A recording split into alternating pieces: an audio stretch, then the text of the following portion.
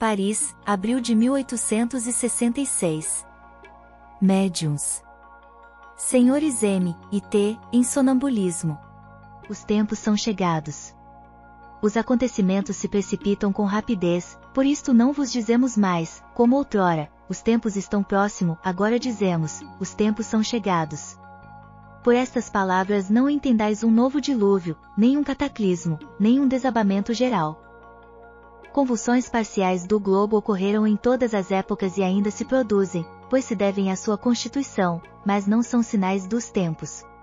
Entretanto, tudo quanto está predito no Evangelho deve realizar-se e se realiza neste momento, como reconhecereis mais tarde.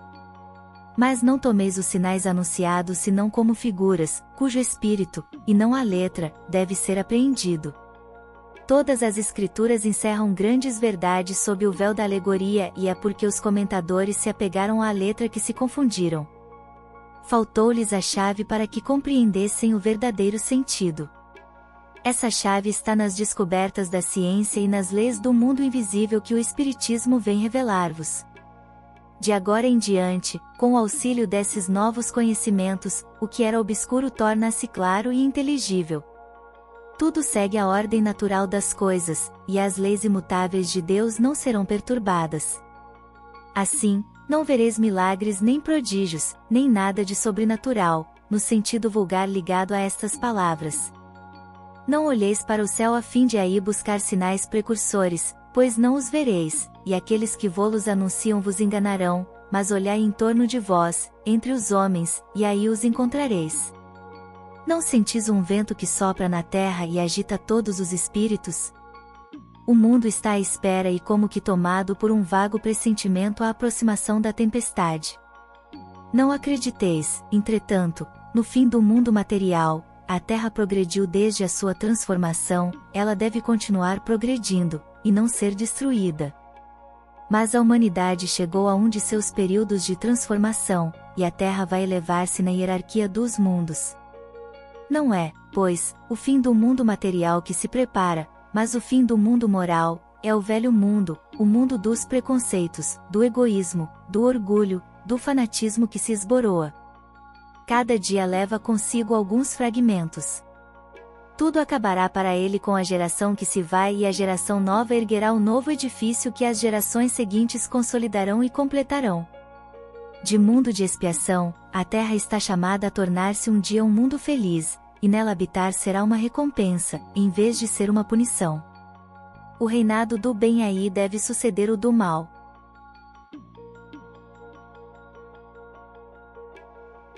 Para que os homens sejam felizes na terra, é necessário que ela seja povoada somente por bons espíritos, encarnados e desencarnados, que não quererão senão o bem.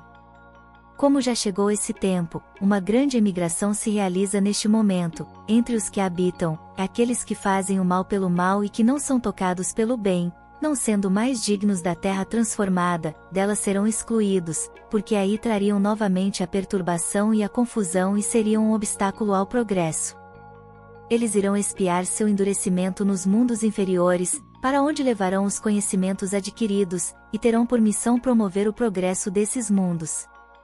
Serão substituídos na terra por espíritos melhores, que farão reinar entre eles a justiça, a paz, a fraternidade. A terra, já o dissemos, não deve ser transformada por um cataclismo que aniquilaria subitamente uma geração. A geração atual desaparecerá gradualmente, e a nova sucederá, sem que nada seja mudado na ordem natural das coisas. Tudo se passará, pois, exteriormente, como de hábito, com uma única diferença, mas essa diferença é capital: uma parte dos espíritos que aí encarnavam não mais encarnarão. Numa criança que nascer, em vez de um espírito atrasado e votado ao mal que ali encarnaria, será um espírito mais adiantado e dedicado ao bem. Trata-se, pois, muito menos de uma nova geração corporal que de uma nova geração de espíritos. Assim, aqueles que esperavam ver a transformação operar-se por efeitos sobrenaturais e maravilhosos ficarão decepcionados. A época atual é de transição. Confundem-se os elementos das duas gerações. Colocados em ponto intermediário, vós assistis à partida de uma e à chegada da outra, e cada um já está marcado no mundo pelos caracteres que lhe são próprios. As duas gerações que sucedem uma à outra têm ideias e pontos de vista diametralmente opostos. Pela natureza das disposições morais, mas sobretudo das disposições intuitivas e inatas, é fácil distinguir a qual das duas pertence cada indivíduo. A nova geração, que deve estabelecer a era de progresso moral, distingue-se por uma inteligência e uma razão geralmente precoces, aliadas ao sentimento inato do bem e das crenças espiritualistas, o que é sinal indubitável de um certo grau de adiantamento anterior. Ela não será composta exclusivamente de espíritos eminentemente superiores, mas daqueles que, já tendo progredido, estão predispostos a assimilar todas as ideias progressistas e aptos a secundar o movimento regenerador. Ao contrário, o que distingue os espíritos atrasados é, para começar, a revolta contra Deus pela negação da providência e de todo o poder superior à humanidade, depois, a propensão instintiva às paixões degradantes, aos sentimentos do egoísmo, do orgulho, do ódio, do ciúme, da cupidez, enfim a predominância do apego a tudo o que é material. São esses os vícios de que a terra deve ser expurgada pelo afastamento dos que recusam emendar-se, porque eles são incompatíveis com o reino da fraternidade e porque os homens de bem sofrerão sempre com o seu contato. A terra deles ficará livre e os homens marcharão sem entraves para o futuro melhor, que lhes está reservado aqui embaixo, como prêmio aos seus esforços e à sua perseverança, enquanto esperam que uma depuração ainda mais completa lhes abra a entrada dos mundos superiores. Por essa imigração de espíritos não se deve entender que todos os espíritos retardatários serão expulsos da terra e relegados a mundos inferiores. Ao contrário, muitos aqui voltarão, porque muitos cederam ao arrastamento das circunstâncias e do exemplo, neles a casca era pior que o cerne. Uma vez subtraídos à influência da matéria e dos preconceitos do mundo corporal, a maioria deles verá as coisas de maneira completamente diferente do que quando vivos, do que tendes numerosos exemplos. Nisto são ajudados pelos espíritos benevolentes que por eles se interessam e que se esforçam em esclarecê-los e mostrar-lhes o falso caminho que seguiram. Por vossas preces e exortações, vós mesmos podeis contribuir para seu melhoramento, porque há solidariedade perpétua entre vivos e mortos. Aqueles poderão, pois, voltar, com o que serão felizes, pois isto será uma recompensa. Que importa o que tiverem sido ou feito, se estão animados de melhores sentimentos. Longe de serem hostis à sociedade e ao progresso, eles serão auxiliares úteis, porque pertencerão à nova geração. Não haverá, assim, exclusão definitiva senão para os espíritos fundamentalmente rebeldes, aqueles que o orgulho e o egoísmo, mais do que a ignorância, tornam surdos à voz do bem e da razão. Mas esses mesmos não estão votados a uma inferioridade perpétua, e dia virá em que repudiarão o seu passado e abrirão os olhos à luz. Orai, pois, por esses endurecidos, a fim de que se emendem enquanto ainda há tempo, pois aproxima-se o dia da expiação.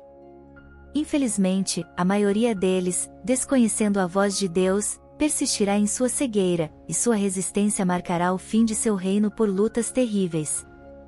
Em seu desvario, eles próprios correrão para a sua perda, darão impulso à destruição, que gerará uma multidão de flagelos e calamidades, de sorte que, sem o querer, apressarão a chegada da era da renovação.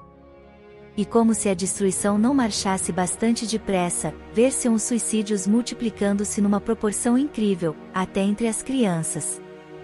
A loucura jamais terá ferido um maior número de homens que antes da morte serão riscados do número dos vivos.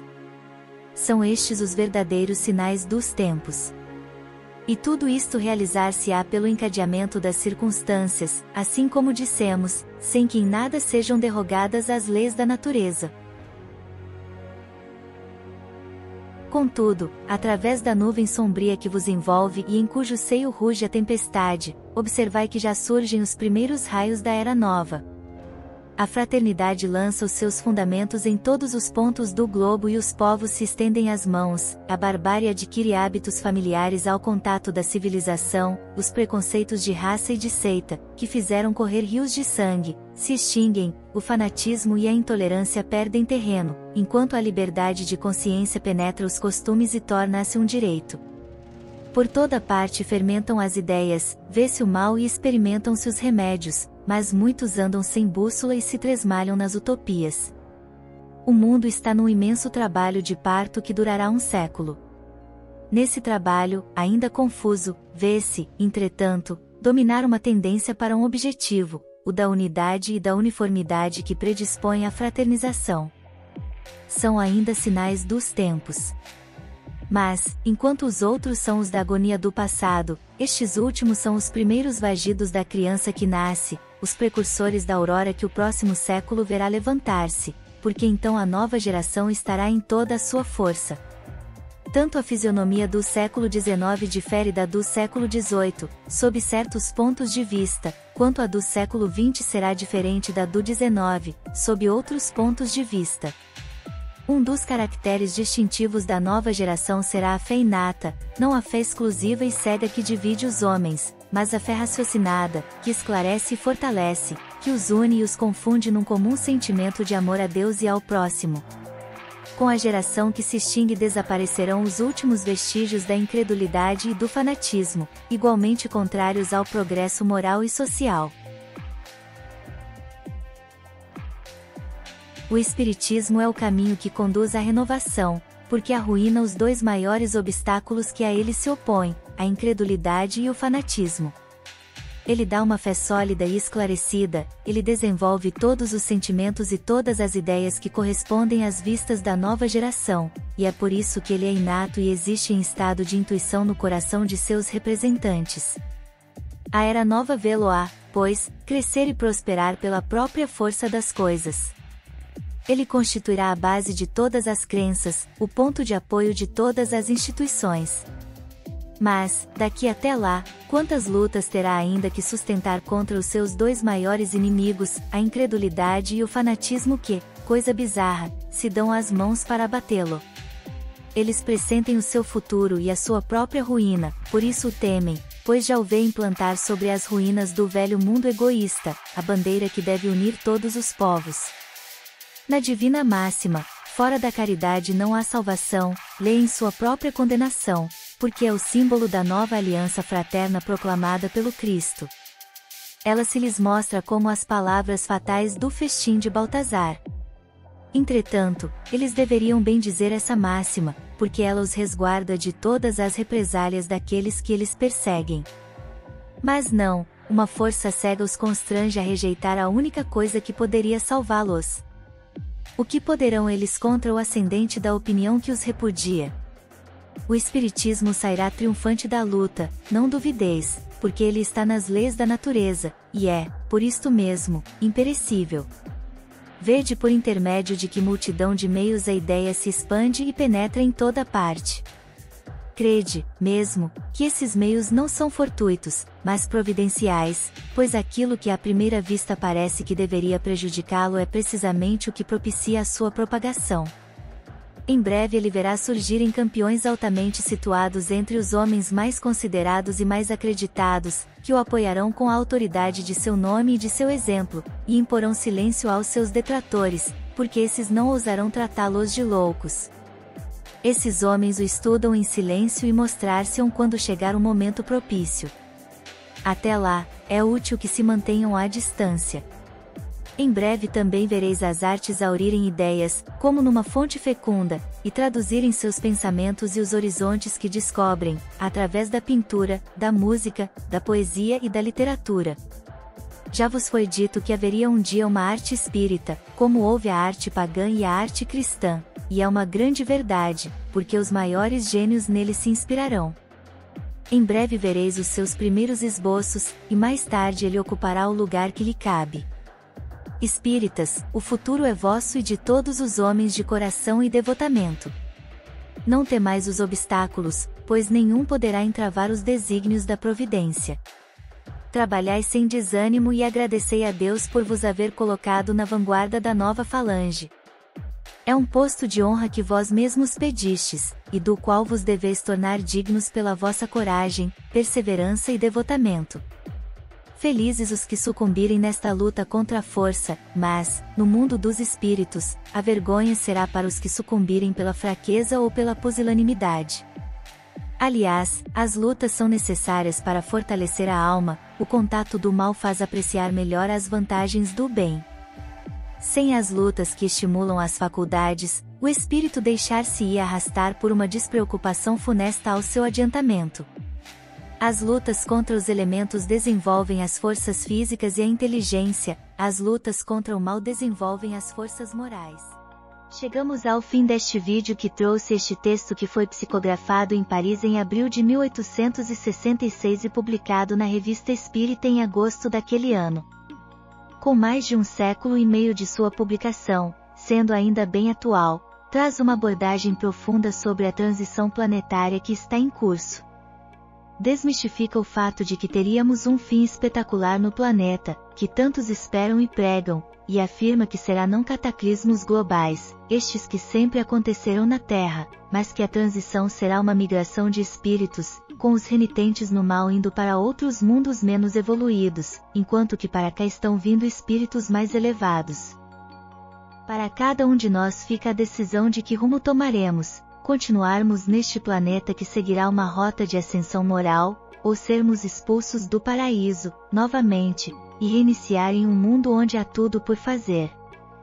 Bem, fica o alerta do Mestre, quem tem ouvidos para ouvir, ouça. Mateus 13:9. Por hoje, ficamos por aqui. Compartilhe este vídeo com mais pessoas, para que este texto que foi avalizado pelo próprio Allan Kardec chegue para mais pessoas. Obrigado por assistir.